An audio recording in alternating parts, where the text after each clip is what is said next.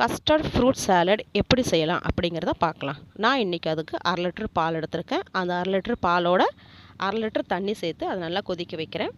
அது நல்லா பொங்கி வரட்டும். அதுக்குள்ளே நம்ம ஒரு கப் அளவு சேமியா எடுத்து சேமியாவை பொன்னிறமாக நம்ம வறுத்து எடுத்துக்கலாம். வறுத்தெடுத்த சேமியாவை அங்கே கொதித்து வர பாலில் போட்டு ஒரு 10 நிமிஷம் நம்ம வேக வைக்கலாம். 10 நிமிஷத்துக்கு நமக்கு நல்லா சேமியா வெந்து வந்துடுங்க. அதுக்கடுத்து நம்ம சர்க்கரை சேர்க்க போகிறோம். நான் இன்றைக்கி பெரிய கிண்ணத்தில் சர்க்கரை சேர்த்துருக்கேன். உங்கள் டேஸ்ட்டுக்கு ஏற்ற மாதிரி நீங்கள் சர்க்கரை சேர்த்துக்கோங்க.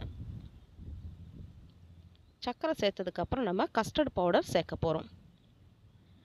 கஸ்டர்ட் பவுடரை தண்ணியில் மிக்ஸ் பண்ணி தான் நம்ம சேர்க்கணும். நான் ஒரு கரண்டி அளவு கஸ்டர்ட் பவுடர் எடுத்திருக்கேன். கொஞ்சமாக தண்ணி ஊற்றி நல்லா தண்ணியாக கரைச்சி கொதிக்கிற அந்த பாலில் ஊற்றி ஒரு 10 நிமிஷம் நம்ம வேக வச்சு எடுக்கலாம். நம்ம கஸ்டர்ட் பவுடர் போட்ட உடனே பால் வந்து நல்லா கட்டித்தன்மைக்கு வந்துடும். அவ்வளோதாங்க. ஒரு 10 நிமிஷத்தை நம்ம இறக்கிடலாம். எடுத்துகிட்டு ஆற வச்சுட்டு நம்ம ஃப்ரிட்ஜில் வைக்கலாம். ஃப்ரிட்ஜில் வச்சுட்டு தான் நம்ம சர்வ் பண்ண போகிறோம். அதுக்கடுத்து நமக்கு தேவையான பழத்தெல்லாம் நீங்கள் சேர்த்துக்கோங்க.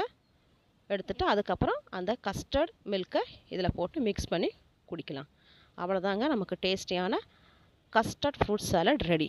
உங்களுக்கு பிடிச்சிருக்குன்னு நினைக்கிறேன். பிடிச்சிருந்தா இதே மாதிரி நீங்கள் செஞ்சு பார்த்துட்டு எனக்கு லைக் பண்ணுங்கள், ஷேர் பண்ணுங்கள், கமெண்ட் பண்ணுங்கள். மறக்காமல் சப்ஸ்கிரைப் பண்ணுங்கள். தேங்க்யூ.